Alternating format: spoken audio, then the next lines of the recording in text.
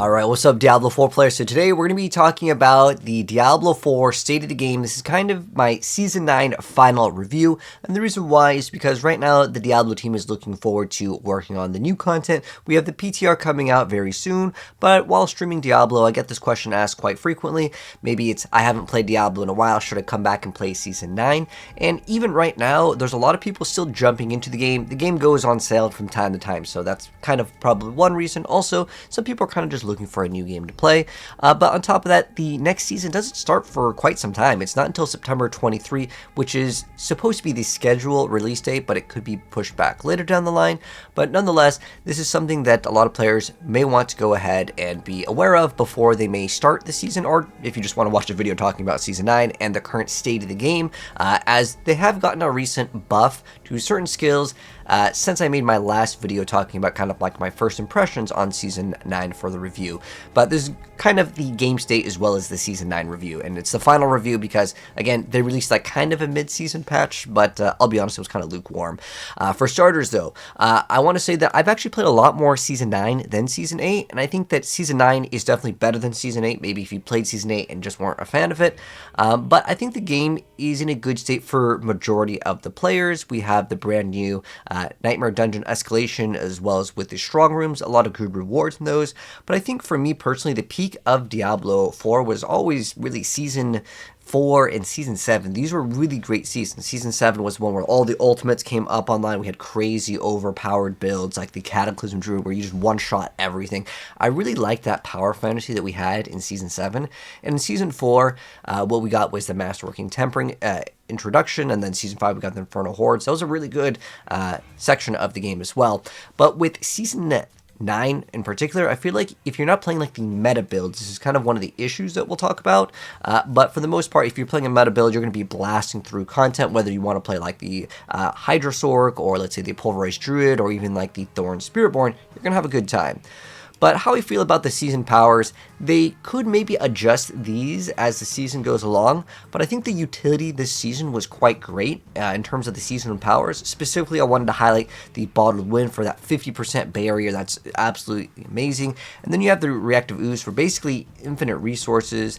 And then one of the more annoying things that has existed in Diablo was like the Wind Wall or the Suppressor or all these other like negative modifiers that the enemies would have. You could actually break those like stats that the monsters would have, and I actually did like that quite a bit, and that was great for utility.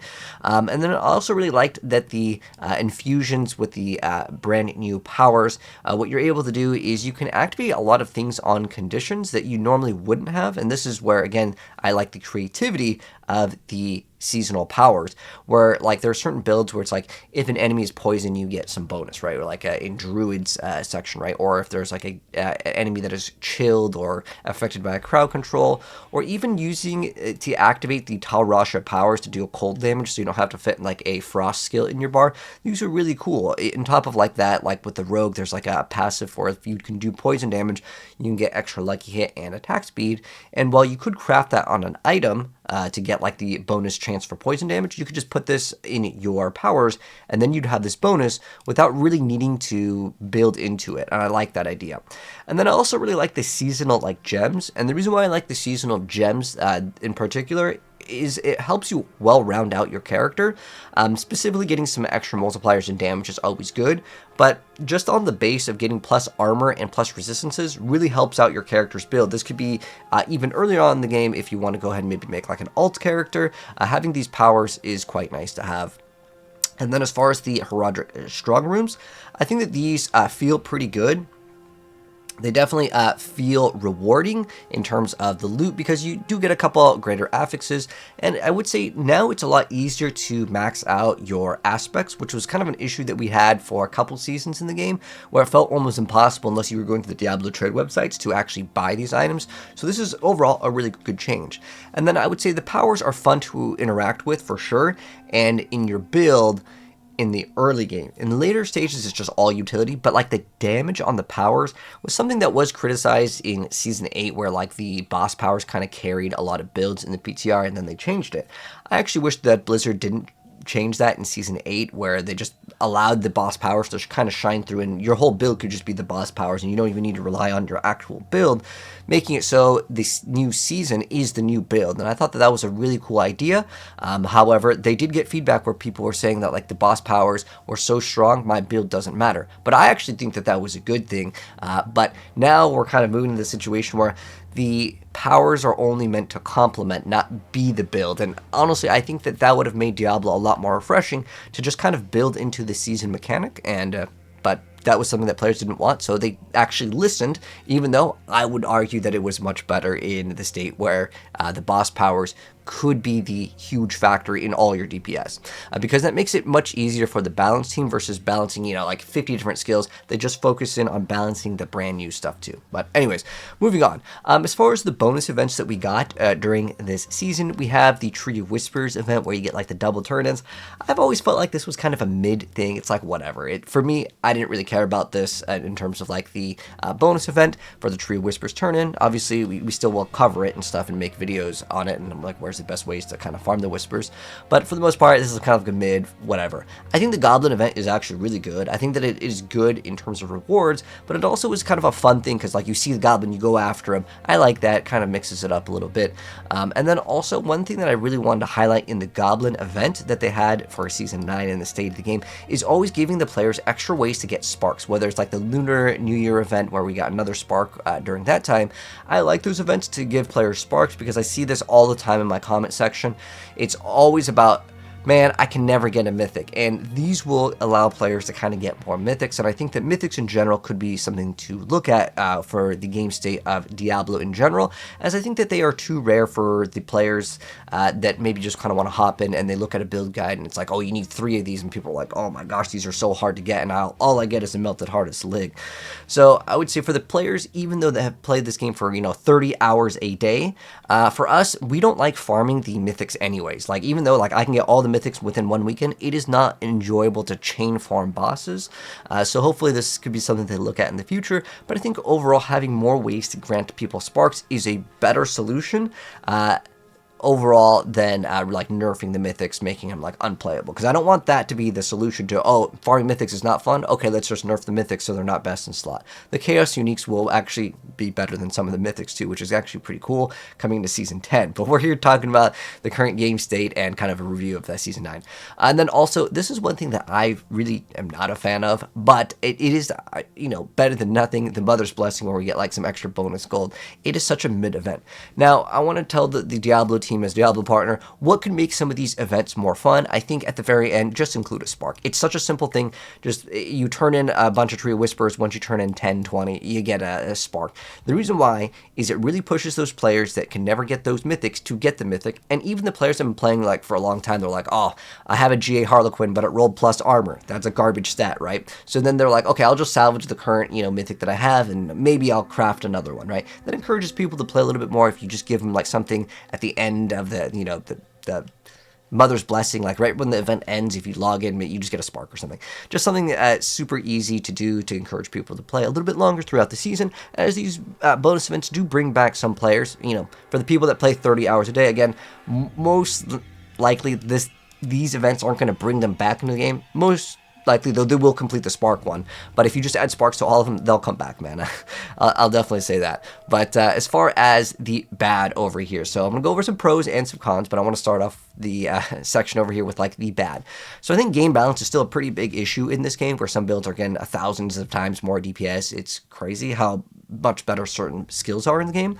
And then also lack of endgame variety are like my 2 things that I want to hit the nail on the head. It's basically just repetitive grind in the pit, and this comes down to like players want to continuously play Diablo, but they can't really get good upgrades. Getting the Paragon, it just feels like a very slog. Specifically, like getting 250 is already pretty long for most players, and I get the idea is that they want people to maybe have something to push towards.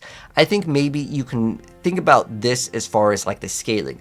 I think the same time that it takes to get to Paragon 300 could be maybe like 250, and it'll go up until like, let's say 299. So basically what I'm trying to say is the length that it takes to get to 250 would be basically getting the same as getting Paragon 300. If you want to make the last one level super, super long, so then those like, you know, top 0.1% can actually achieve Paragon 300, sure, you can make the last final level, kind of like, if you ever played Diablo 2, like the last like 5 levels are just so much longer. If you want to make like 295, like, is where it becomes the same XP as it is in the current state, because you have to farm for so long in the pit, and that's the only form of good XP, you can make it that way. But I think to get to Paragon 300 is the same as getting 250 right now. Hopefully that kind of makes some sense. So basically, I'm saying the grind to 300 should be a lot easier to achieve, and I think that this will actually encourage people to make more builds, because it's not that fun to grind the Paragon points, especially because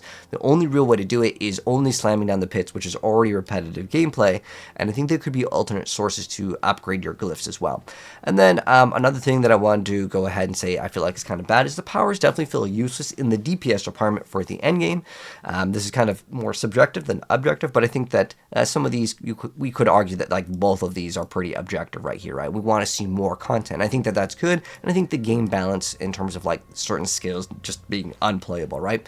Another thing that I really, really want to see is that when we are doing these chain farming bosses, which kind of ties into farming the mythics, I hate how like when I want to go open my mythic, like the chest, it takes a second because like everyone's kind of opening it up, but then like if I click something and then someone else is already opening it, it like kicks me out of the window. It's like really annoying. So I think there could be lots of different solutions to this. Maybe what you can do is there's a chest that drops for everyone, and then everyone has their own chest, so that doesn't happen. But I think that overall, this is like a real like buggy kind of, it feels clunky when you are trying to interact with the chest when someone else is opening up the chest. Especially remember, you're going to have to do these hundreds of times. And then also the bugs and optimization issues, and I know this is a big issue with console where like they just keep on getting updates where like the game doesn't work on console, and they do fix these, but it is something that I wish that they could just test a little bit more. If it was on PTR, I'd be more understanding, but like we're like several like seasons in the game, and we still are having big optimization issues in the game.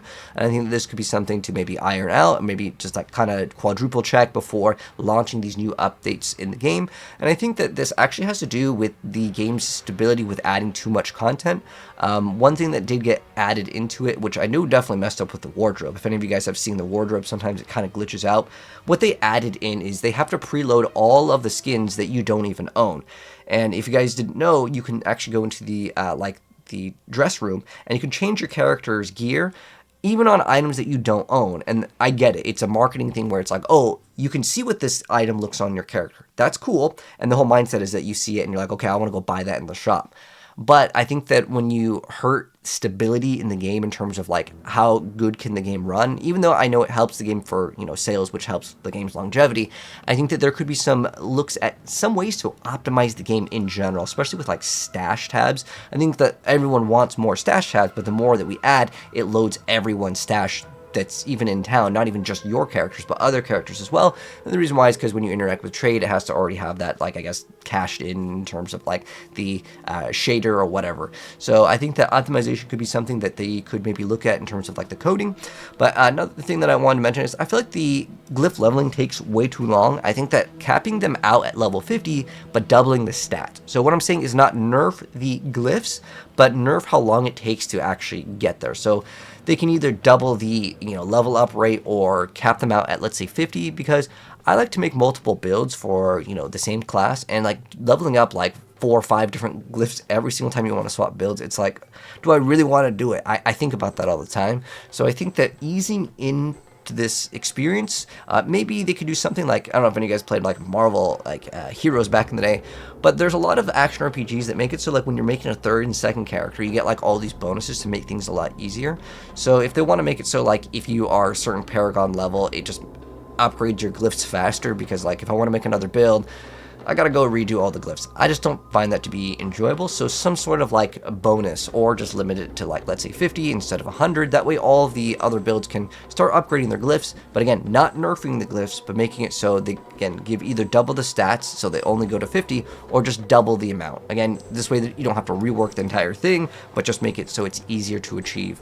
And then also the lack of getting more than 1 GA in your gear in the game. It's kind of an issue with like the farming in the state of the game, and the reason reason why is like when you want to get better upgrades, right? You don't sit there thinking, man, I really need to get like, I need to go from a 2GA to a 3GA or a 4GA. You don't think, oh, let me just play the game and keep on doing the pit, because that's what you're going to be doing in the end game to get your item. You get your item by going to a third-party website and then trading for gold, and there's a lot of people that never respond. It's just kind of annoying, right? So I think that this is a issue that hopefully can be addressed. Some other ways to maybe get crafting or more greater affixes on gear, a real path to progression in the game would be awesome. They could also just implement a in-game trade system. If they had an in-game like house where you can go ahead and like a marketplace where you can go get your gold or items and just trade, I think this would actually solve the problem a lot.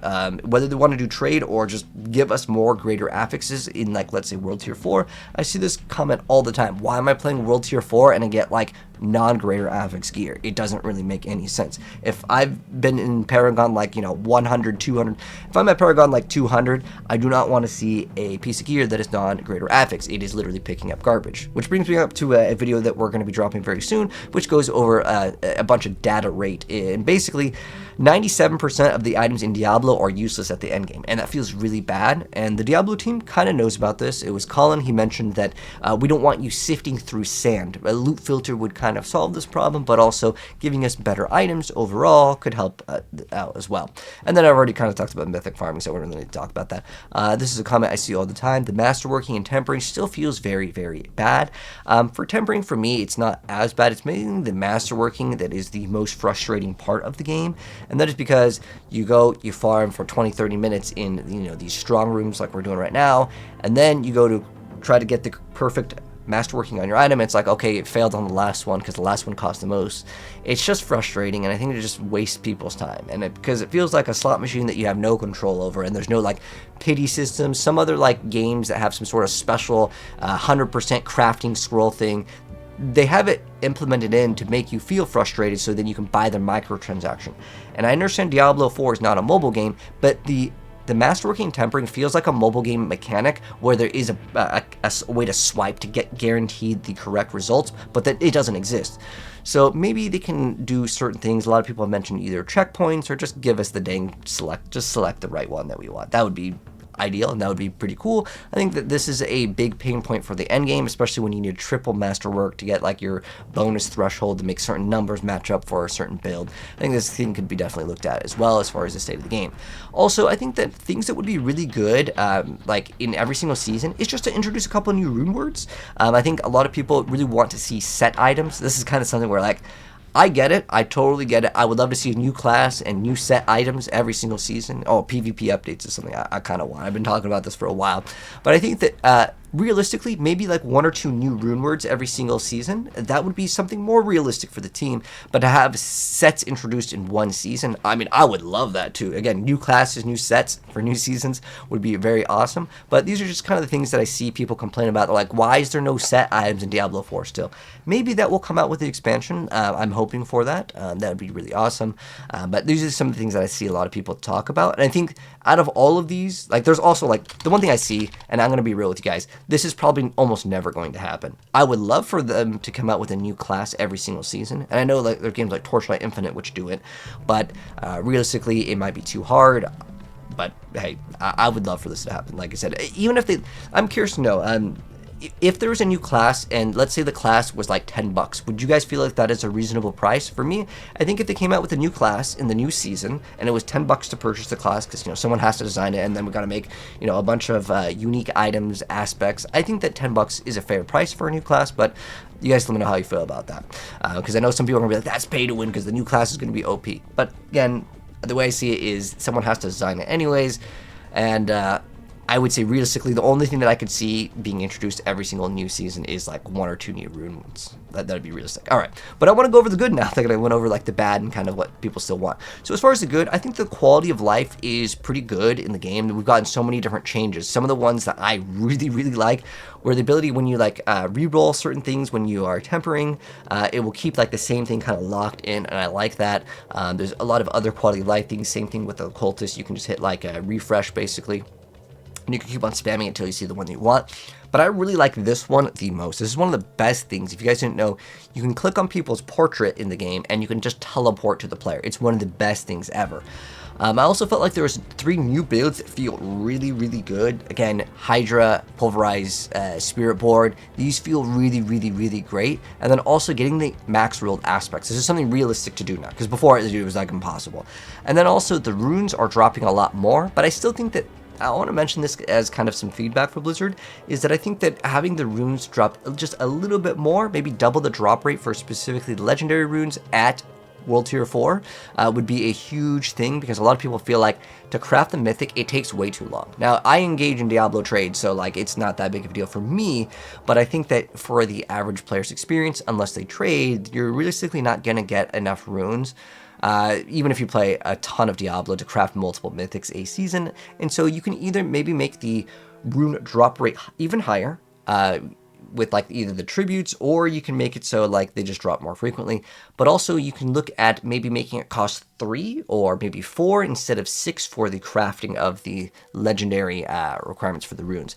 And then also they've been fixing a lot of things in like the post-launch in terms of stability and bug fixes. The team has been on there, and like there was like some infinite damage that you can get with the Sorc, then that got fixed. So that's great that they were actually fixing it, because I remember I actually don't mind if they don't change some of the like super OP builds though. I don't know if any of you guys played back, and I believe it was season 2 or something like that, where you can have Tibalt's combo points, you can get like 22 combo points, and that lasted the full season.